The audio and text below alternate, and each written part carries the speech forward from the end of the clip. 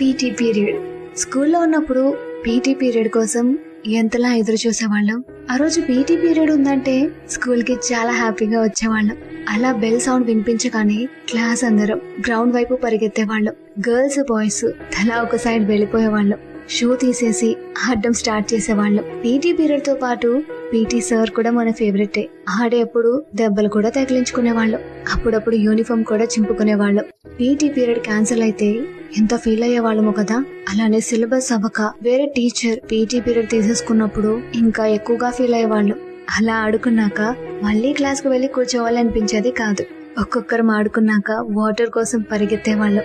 Throw ball, volleyball, kho kho అంటూ friends అందరితో కలిసి ఆడుకునేవాళ్ళం. ఇలా పీటీ పీరియడ్ అయిపోయాక మన అవతారాలే మారిపోయేవి. సో ఓవరాల్ గా చూసుకుంటే చాలా సార్లు స్కూల్లో పీటీ పీరియడ్ క్యాన్సిల్ చేసినందుకు తిట్టుకున్న రోజులున్నాయి. అలానే హ్యాపీగా ఆడుకుని ఎంజాయ్ చేసిన రోజులు కూడా ఉన్నాయి.